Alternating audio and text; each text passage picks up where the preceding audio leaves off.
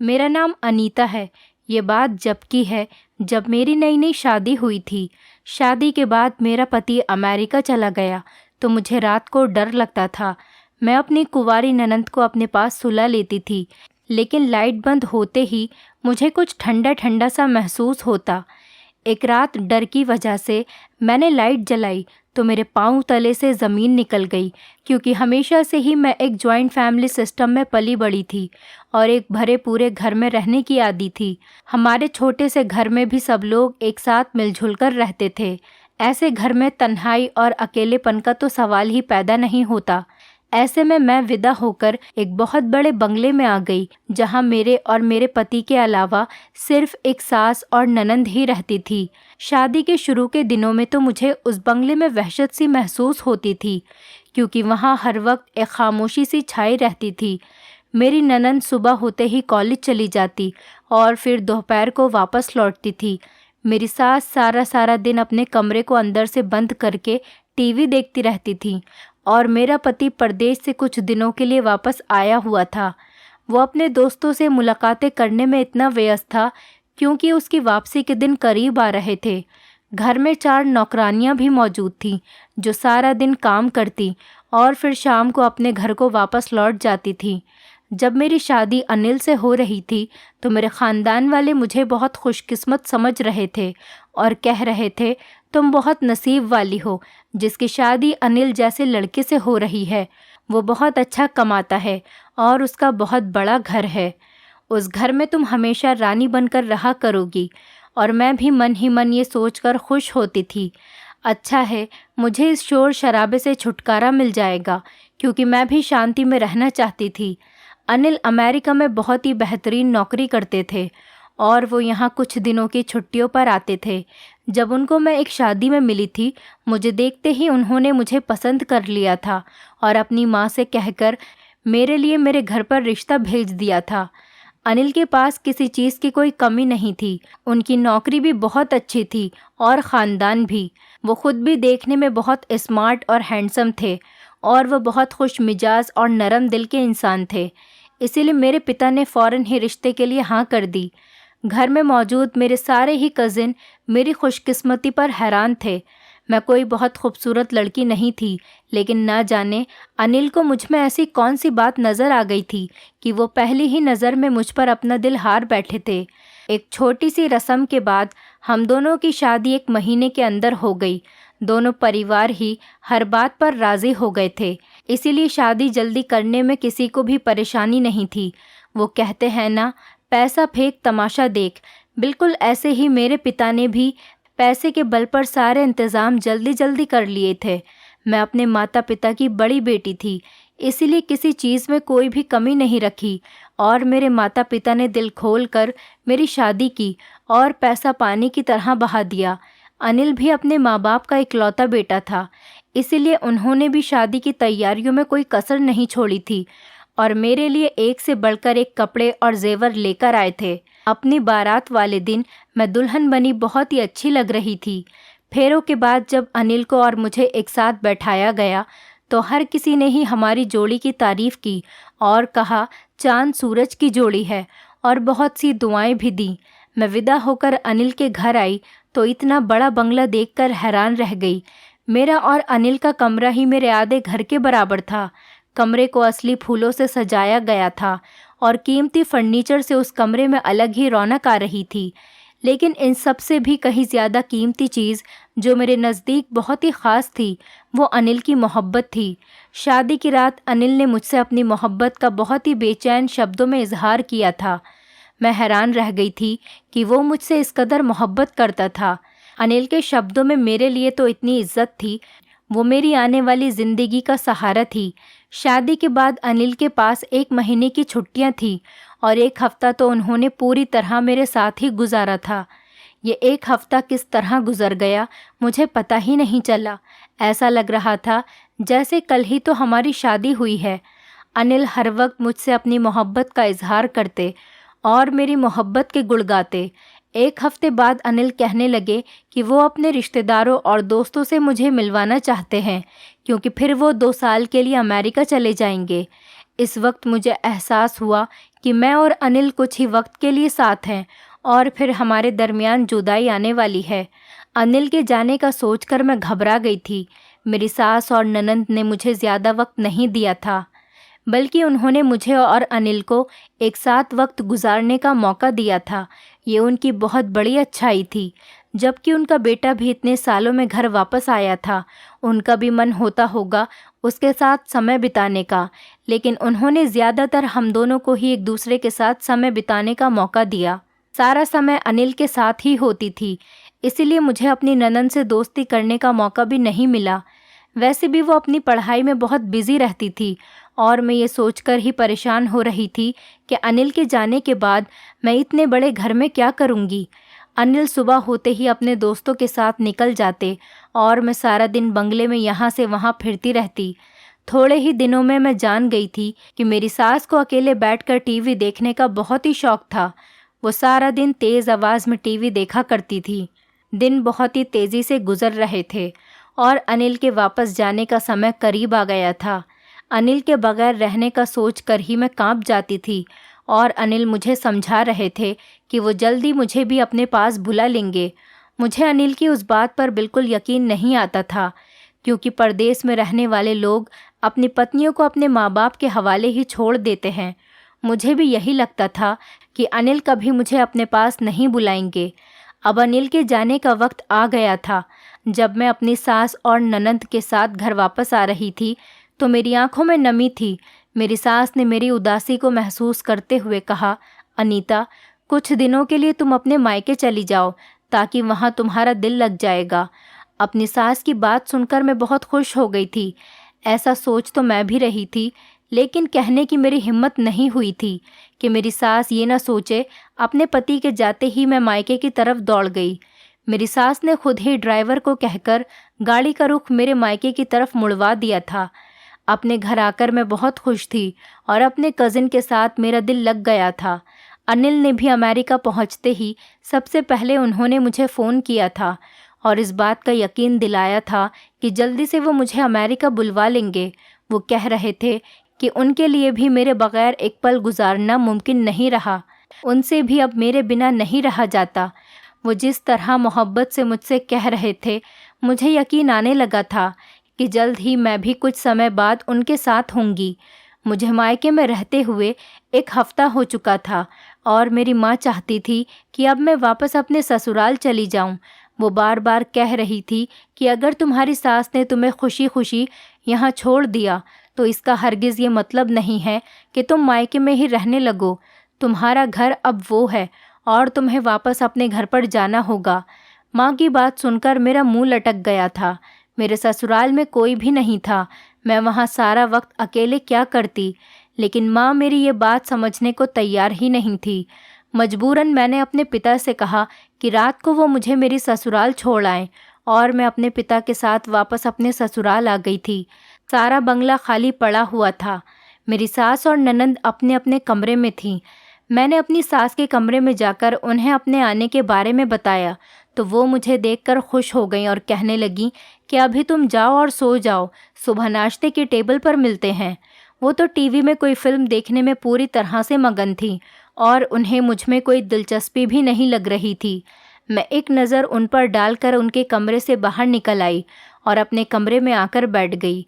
लेकिन थोड़ी ही देर में मेरा दिल अजीब सा होने लगा। घर में छाया हुआ सन्नाटा मुझे वहशतनाक लग रहा था। अकेले ही अकेले मुझे डर लग रहा था। मैं अकेली थी और आज मुझे पता चला था कि मुझे अकेलेपन से डर लगता था। मेरे मायके में तो अपने कमरे में बैठकर ही बाहर से आने वाली आवाज़ों से मेरी जान नहीं छूटती थी। कभी मेरे भाई बहनों का झगड़ा हो रहा होता था तो कभी चाची हंस हंस कर चाचा को दिन भर के किस्से सुना रही होती थी। वो आवाज़ें जो कभी मुझे परेशान करती थीं, आज मुझे उन आवाज़ों की कमी महसूस हो रही थी। एक लड़की के लिए अपना घर-बार छोड़ना कितना मुश्किल होता है, इस बात का अंदाज़ा शायद कोई मर्द कभी नहीं समझ सकता। मेरी आंखों में आंसू आ रहे थे और मैं अकेले ही अकेले रो रही थी। मुझे अपना घर और अपने परिवार की बहुत याद सता रही थी। कुछ देर तो मैं यहाँ से वहाँ टहलकर खुद पर काबू पाने की कोशिश करने लगी, लेकिन उसके बाद एक खौफ सा मुझ पर हावी हो गया और मेरे लिए अपने कमरे में रुकना भी मुश्किल हो गया। सर्दियों के दिन थे, लेकिन डर के मारे मेरा शरीर पसीना पसीना हो रहा था। मुझे अपने कमरे की खिड़की पर कुछ साया सा महसूस हो रहा था, जबकि ये खिड़की घर के बगीचे में खुलती थी, और इतनी सर्दी में तो कोई रात के इस वक्त बगीचे में आकर क्या करेगा। मेरी सास और नंद अपने अपने कमरे में थी। मैं फ़ौरन ही अपने कमरे से निकलकर अपनी ननंद के दरवाजे पर पहुंच गई और ज़ोर ज़ोर से उसका दरवाज़ा पीटने लगी।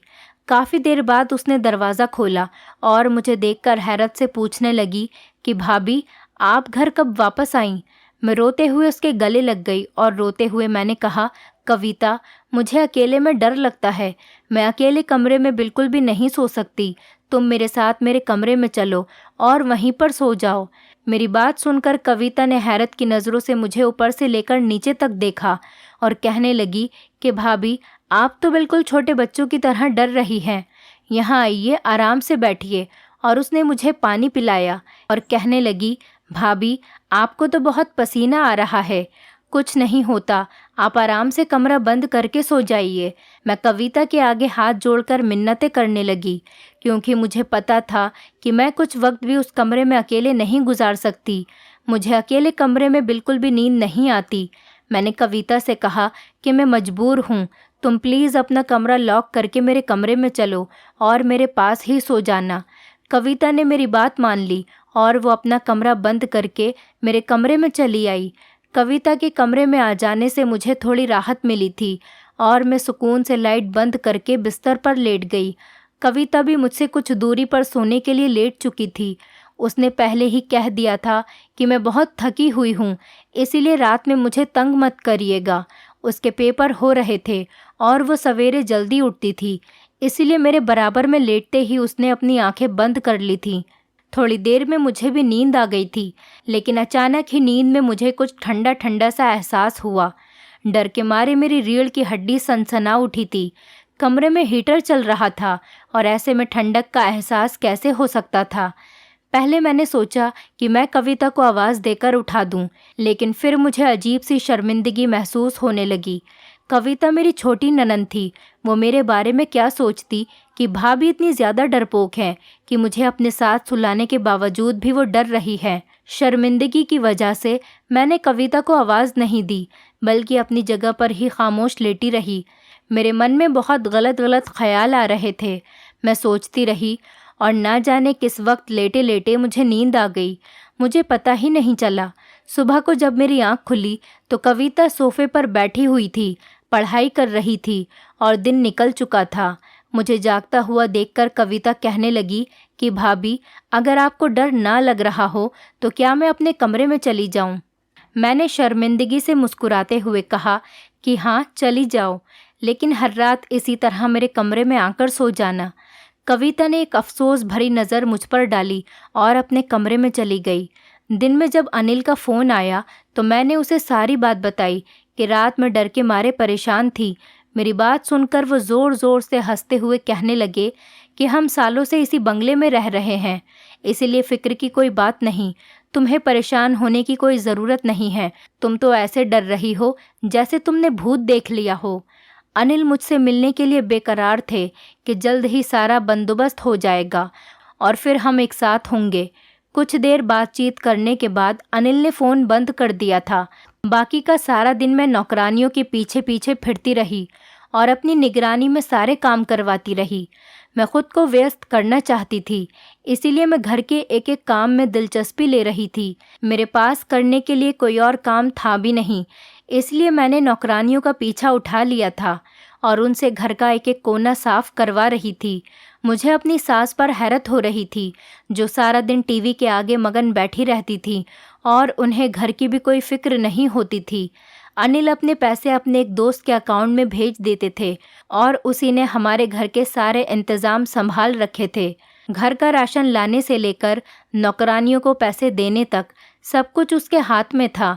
शुरू शुरू में तो मैं इस बात पर बहुत हैरान थी कि एक गैर आदमी हमारे घर का इंतज़ाम चला रहा है, लेकिन धीरे धीरे मुझे एहसास हो गया था कि अनिल की माँ को ना ही घर के बारे में कुछ मालूम था और ना ही वो उसके काबिल थी कि पैसे संभाल कर रखती और घर चलाती। वो एक फिजूल खर्च औरत थी। उनके हाथ में जितना पैसा आता वो सब उड़ा देती थी। कविता हर रात मेरे साथ सोने के लिए चली आती, लेकिन जैसे ही मैं लाइट बंद करके सोने लगती मुझे कुछ ठंडा ठंडा सा एहसास होता और इसके बाद मुझे बहुत देर तक नींद भी नहीं आती थी। एक दिन मैंने कविता से हिम्मत करके पूछ ही लिया, क्या तुम्हें भी रात को ठंडा ठंडा सा एहसास होता है? मेरी बात सुनकर कविता खामोश हो गई थी, लेकिन मेरे दिल में एक अजीब सी हलचल मची हुई थी। इतना तो मुझे यकीन था कि मुझे किसी भी तरह का वहम नहीं हुआ था, बल्कि कोई ना कोई ऐसी चीज़ ज़रूर थी जिसकी वजह से मुझे ठंडक महसूस होती थी। मैंने फैसला कर लिया था कि मैं खुद ही इस बात की तह तक पहुंचूंगी। अगले दिन जैसे ही कमरे की लाइट बंद करके मैं लेटी तो कुछ ही देर में मुझे दोबारा से कमरे में ठंडक का एहसास हुआ और मैंने हिम्मत करके फ़ौरन ही कमरे की लाइट जला दी। ये देखते ही मेरे होश उड़ गए, क्योंकि मेरे सामने जो मंजर था वो होश उड़ा देने वाला ही था। मेरे कमरे की वो खिड़की जो बगीचे की तरफ खुलती थी वो खुली हुई थी और एक साया सा मुझे नज़र आ रहा था, जबकि मुझे अच्छी तरह से याद था मैंने सोने से पहले इस खिड़की को बंद कर दिया था।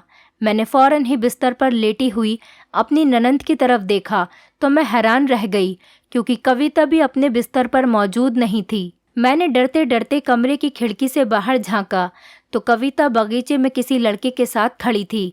मैं इतने दिनों से जिसे साया समझकर डर रही थी वो कोई और नहीं, इस लड़के का साया था। कविता की नज़र जैसे ही मेरे चेहरे पर पड़ी तो उसके चेहरे का रंग उतर गया और वो लड़का मुझे देखते ही बगीचे से भाग निकला। कविता उसी खिड़की से वापस आ गई जिस तरह वो कमरे से बाहर गई थी।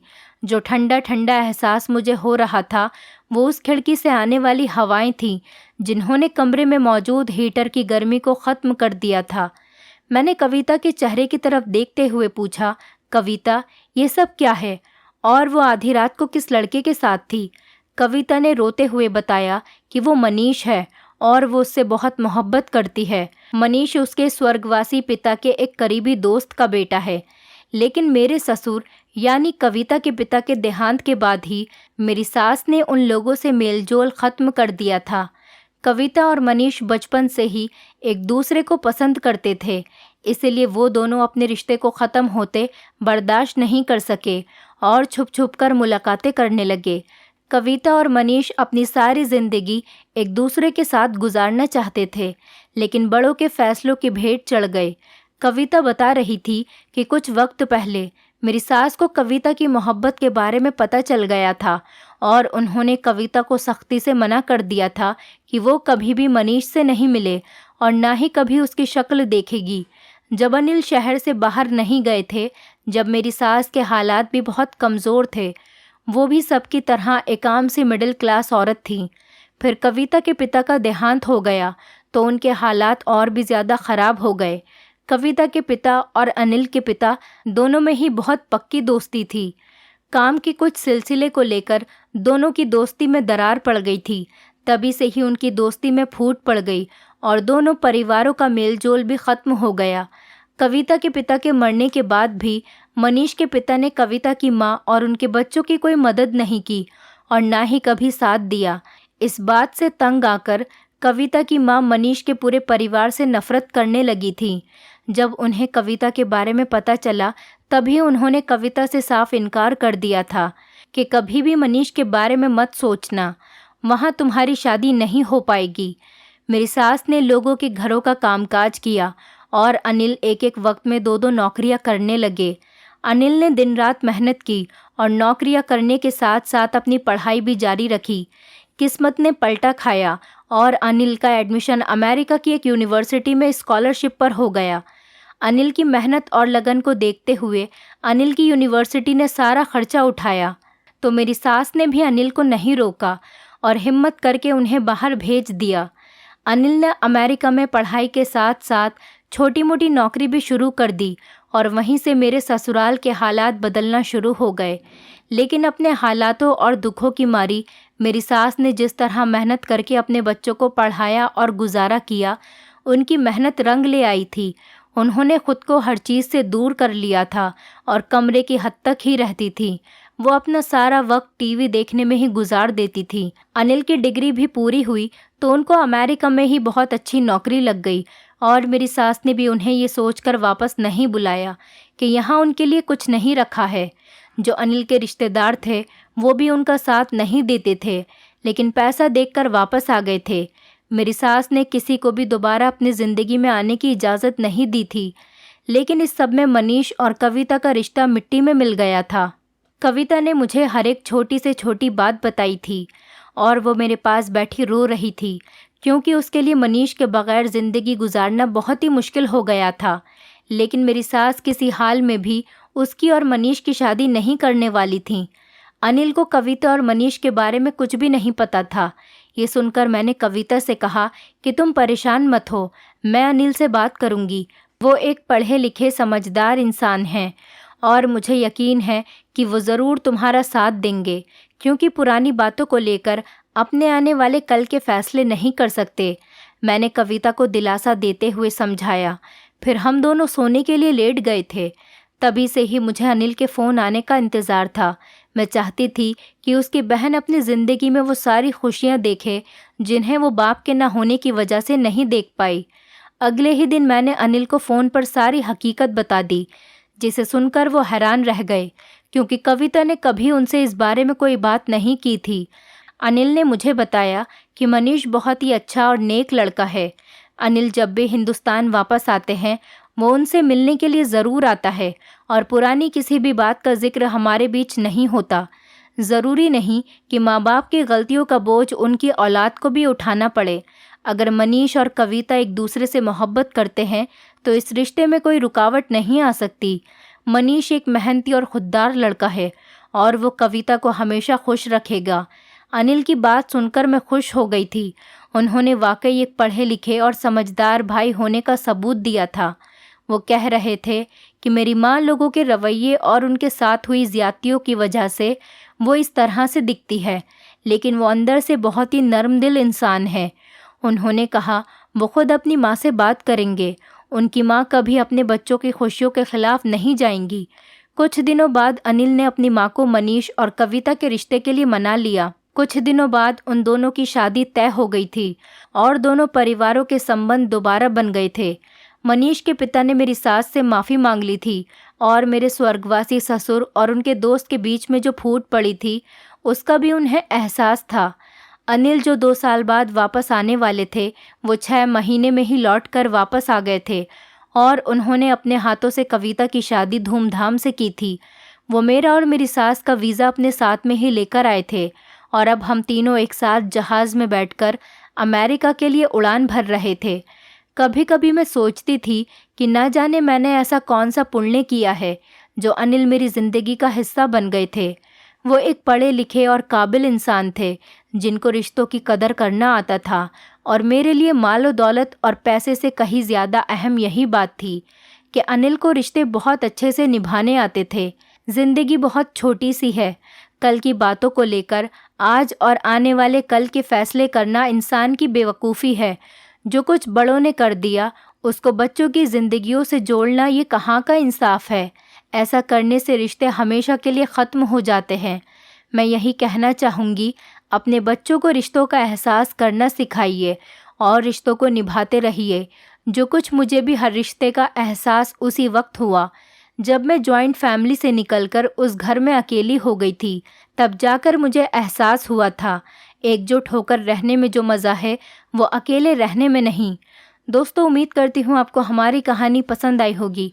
कहानी पसंद आई है तो वीडियो को लाइक करें, चैनल पर नए हैं तो चैनल को सब्सक्राइब करें और हाँ, नोटिफिकेशन बेल को ज़रूर दबाएं ताकि अगली अपडेट सबसे पहले आपको मिले।